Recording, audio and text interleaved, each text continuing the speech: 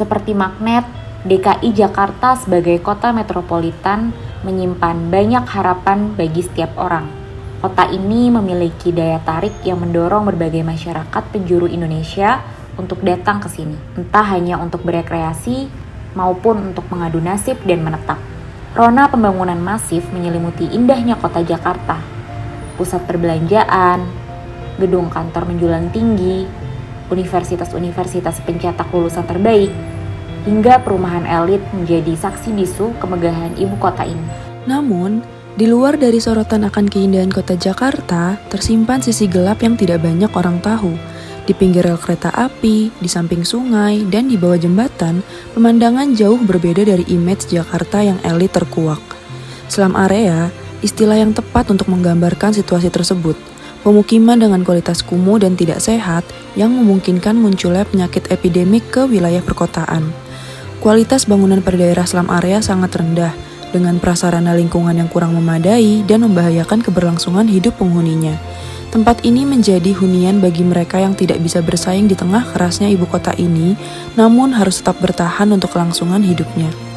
Berdasarkan data BPS, persentase hunian tidak layak atau slum area di DKI Jakarta pada tahun 2021 sebesar 61,68%. Artinya, masih banyak hunian yang tidak mencukupi indikator layak hidup atau dengan kata lain tergolong pada pemukiman kumuh. Adapun indikator hunian layak huni menurut BPS harus memenuhi 4 kriteria. Pertama, kecukupan luas tempat tinggal minimal 7,2 meter persegi per kapita. Kedua, memiliki akses terhadap air minum yang layak.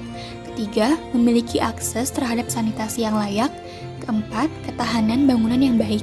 Namun, masih banyak masyarakat DKI Jakarta yang tinggal di hunian yang tidak layak, sehingga memicu adanya slum area di DKI Jakarta. Menilik lebih jauh data BPS tahun 2021 mengenai slum area di DKI Jakarta, dapat diketahui bahwa sebagian besar kabupaten atau kotanya memiliki slum area di atas 50%. Dalam hal ini, kota Jakarta Utara memiliki slum area terbanyak, yakni mencapai 75,09%. Sedangkan kota Jakarta Selatan memiliki persentase slum area terendah, yakni hanya sebesar 49,87%. Walaupun begitu, angka tersebut masih terbilang cukup tinggi karena mendekati angka 50% yang mengindikasikan wilayah tersebut dapat termasuk ke dalam slum area. Kemudian, apakah jumlah penduduk DKI Jakarta yang banyak menjadi dalang dibalik tingginya angka persentase slum area ini? Dapat kita lihat, kota Jakarta Utara memiliki jumlah slum area tinggi dengan jumlah penduduk yaitu sebanyak 1,7 juta jiwa lebih. Sementara kota Jakarta Selatan memiliki jumlah slum area rendah dengan jumlah penduduk sebanyak 2,2 juta jiwa lebih. Nyatanya, jumlah penduduk yang banyak tidak mempengaruhi besarnya jumlah wilayah slum area di dalamnya.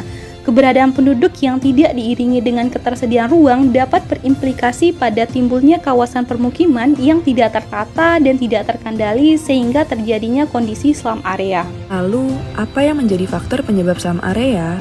Faktor yang menyebabkan munculnya slum area yaitu faktor fisik dan faktor sosial, ekonomi, serta budaya. Faktor fisik terdiri dari kepadatan bangunan, kondisi drainase, jaringan air bersih dan limbah, persampahan, hingga jaringan jalan. Sedangkan faktor sosial, ekonomi, dan budaya terdiri dari padatnya jumlah penduduk, migrasi masuk, tingkat pendidikan, pendapatan, hingga jenis pekerjaan. Lantas, bagaimana pandangan serta tanggapan masyarakat penghuni wilayah slum area DKI Jakarta? Ibu mau bapak-apain silakan Pak, pasrah aja, kita kan sama orang gak punya.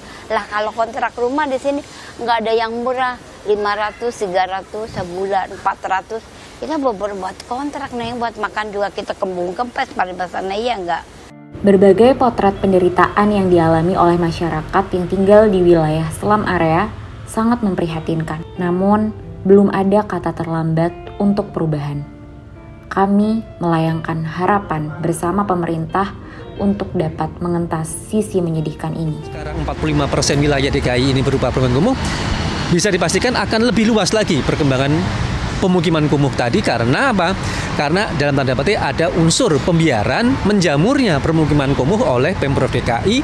Akibat apa? Ketidaktegasan Pemprov DKI dalam mengendalikan tata ruang kotanya. Kami berharap pemerintah dapat merelokasi wilayah slum area ke tempat yang layak untuk dijadikan sebagai tempat tinggal bagi masyarakat.